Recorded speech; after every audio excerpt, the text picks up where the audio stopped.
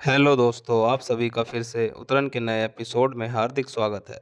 कल तक के एपिसोड में हमने देखा था कि चमेली हॉस्पिटल में पहुंच जाती है और वह आकाश के सामने जैसे ही खड़ी होती है तो आकाश उसको बताता है कि यहाँ पर मीठी हॉस्पिटल में एडमिट नहीं है, यहाँ पर तुम्हारी बेटी रानी हॉस्पिटल में एडमिट है। लेकिन चमेली को आकाश की बात पर यकीन नहीं हो रहा होता है।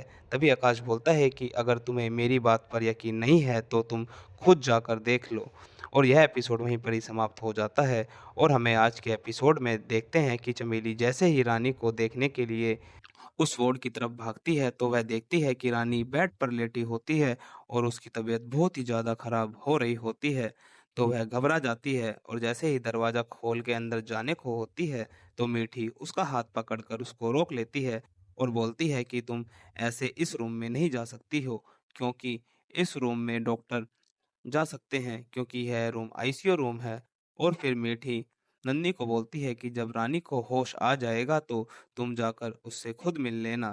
तभी नंदिनी मीठी को बोलती है कि रानी ने कुछ खाया है क्या, और उसे यह बात बोलकर नंदिनी सोच में पड़ जाती है। तभी मीठी बोलती है कि हाँ, रानी ने खाया था कुछ।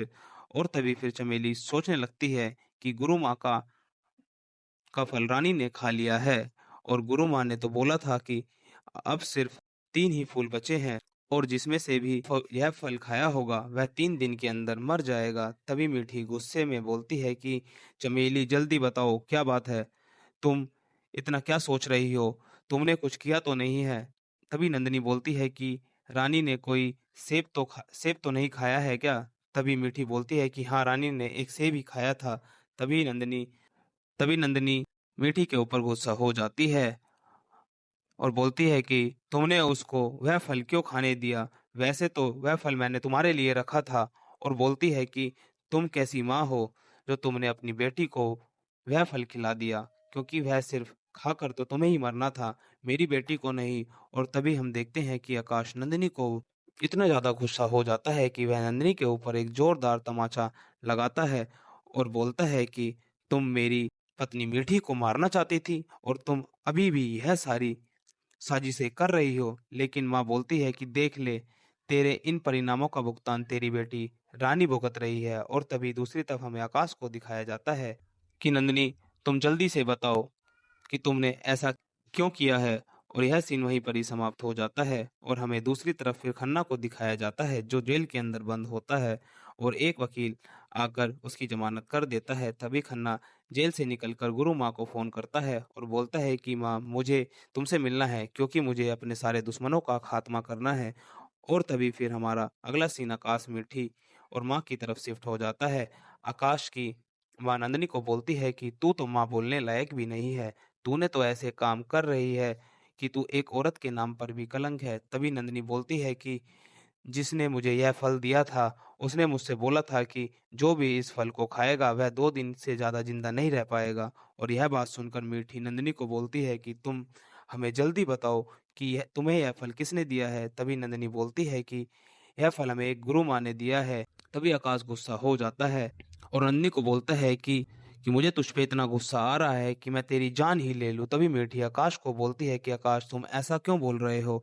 और यह टाइम इन सब चीज़ों का नहीं है। और तभी मीठी नंदिनी के आगे हाथ जोड़ने लगती है और उसके पैरों में पड़ जाती है कि तुम मुझे गुरु माँ के पास लेकर चलो। तुम उनसे बोल दो कि वह मेरी जान ले लेंगी, बस मेरी बेटी की जान को बचा लो। और इस मासूम ने उनके साथ क्या किया है जो इसकी जान ली जा रही है? और यह सब देखकर नंदिनी का दिल पिघल जाता है और वह देखती है कि वह जिस मीठी को मारना चाहती थी, वह रानी के लिए अपनी जान देने के लिए तैयार है। और उसे अपने ऊपर गिल्ट होने लगता है। और तभी हमारा अगला सीन खन्ना की ओर शिफ्ट हो जाता है, जो गुरु माँ के साथ में होता है और गुरु माँ से बात कर रहा होता है। तभी गुरु माँ खन्ना को बताती है कि मैंने जो नंदिनी को एक सेब दिया था, वह नंदिनी ने मीठी को खिला दिया है। अब वैसे भी वह खाकर हॉस्पिटल में एडमिट है और बोलती है कि अब सिर्फ 3 ही फूल बचे हैं। और बोलती है कि यह देखो, इन 3 फूल जल गए हैं और बचे हैं सिर्फ 2 फूल। और अब उसकी पत्नी के पास सिर्फ 2 ही दिन हैं और तुम देख लो, तुम्हारे दुश्मन की बीवी भी जल्दी ही खत्म होने वाली है। और यह बात सुनकर खन्ना बोलता है कि क्या बात है गुरु माँ, आपने तो क्या खुशखबरी दी है मुझे।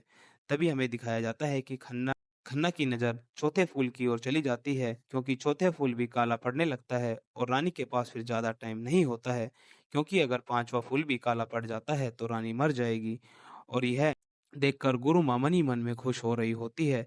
तभी हमारा अगला सीन हॉस्पिटल की ओर शिफ्ट हो जाता है जहाँ पर नंदिनी मीठी को बोलती है कि मीठी मैं तुम्हें लेकर चलूंगी गुरु माँ के पास।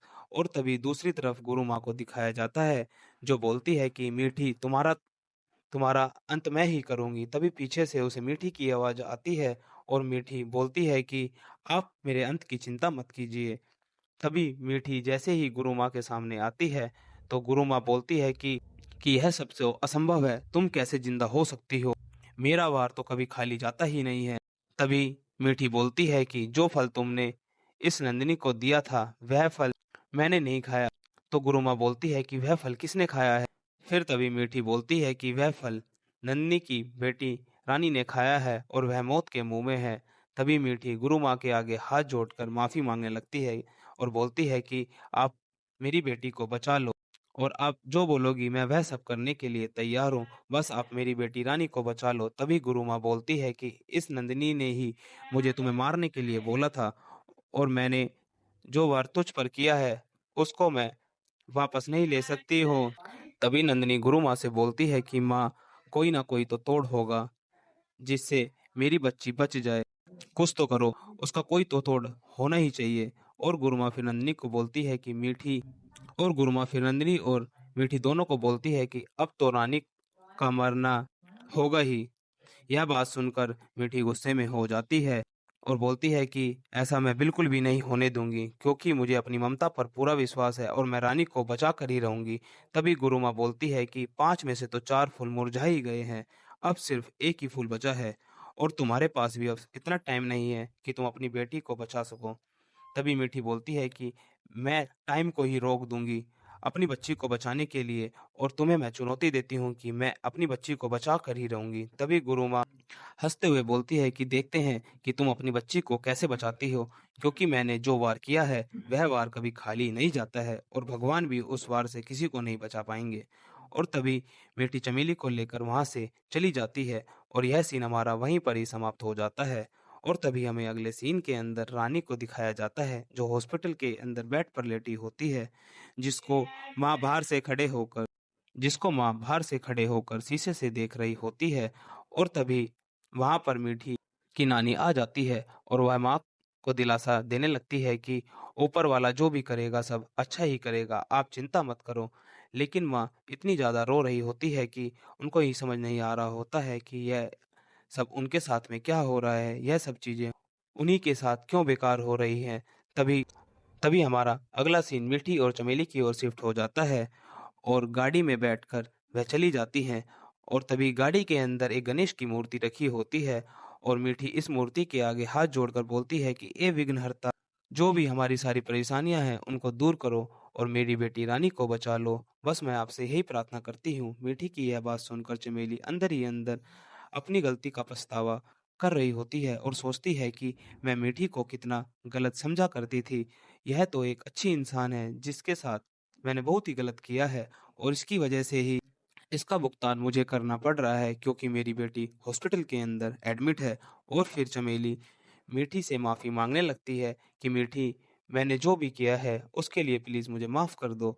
और उनकी यह सारी बातें ड्राइवर भी सुन रहा होता है और ड्राइवर एकदम से गाड़ी रोकता है और उन दोनों को बोलता है कि मैं आपको एक बात बोलूं तो आप मेरी बात पर यकीन विश्वास करोगे भी या नहीं मुझे नहीं पता। लेकिन मैं आपको एक बात बताना चाहूँगा कि मेरे पापा ने मुझे बताया था कि अगर किसी के ऊपर किसी भी काला जादू टोना या फिर मंत्रों का शाप हो तो उसे बचाने का सिर्फ एक ही उपाय है। उसके लिए आपको नाग देवता की पूजा करनी पड़ेगी क्योंकि सिर्फ एक नाग देवता ही है जो इन सब चीज़ों को आपसे आपको बचा सकते हैं। और ड्राइवर की यह बात सुनकर मीठी और चमेली दोनों ही सोच में पड़ जाते हैं। तभी चमेली मीठी को बोलती है कि मीठी, अब बहुत हो गया है। अब मैं इन सब बातों पर बिल्कुल भी विश्वास नहीं करना चाहती हूँ क्योंकि मैंने एक बार देख लिया है और अब मैं दोबारा इन बातों पर विश्वास करना नहीं चाहती हूँ। लेकिन तभी मीठी बोलती है कि ड्राइवर, आप इस गाड़ी को वहीं पर ही रोक लो जहाँ पर मीठी उन नाग देवता को दूध पिलाना चाहती थी, क्योंकि नाग देवता के अगर दूध पिला दिया तो रानी ठीक हो जाएगी। तभी हमारा अगला सीन विष्णु और आकाश की ओर शिफ्ट हो जाता है, जो डॉक्टर से बात कर रहे होते हैं। डॉक्टर आकाश से बोलता है कि रानी के पास अब बहुत ही कम समय बचा है, क्योंकि उसके अंग धीरे-धीरे खराब होते जा रहे हैं, और मैंने काफ़ी सारे डॉक्टरों से भी सलाह-मशवरा किया है, लेकिन किसी के भी पास इस बीमारी का कोई इलाज नहीं है। और यह बात सुनकर आकाश, विष्णु दोनों ही उदास हो जाते हैं, और ये हमारा यह सीन वहीं पर ही समाप्त हो जाता है। तभी हमें दूसरी तरफ मीठी और चमेली को दिखाया जाता है, जो उस जंगल में जाकर नाग देवता को दूध पिलाने जा रही होती हैं, और जैसे ही वह दोनों उस मंदिर के पास पहुँचती है, तो मीठी दूध को लेकर उस कटोरे के अंदर डाल देती है और भोले बाबा से प्रार्थना करने लगती है कि आप मेरे इस भोग को स्वीकार करो। और तभी देखने को मिलता है कि वहाँ पर एक नाग दे आ रहे होते हैं, और वह उस दूध को पीने लगते हैं, और यह सीन वहीं पर ही समाप्त हो जाता है। अगर आपको हमारा आज का एपिसोड अच्छा लगा हो तो हमारे चैनल को लाइक करें और सब्सक्राइब करें। धन्यवाद।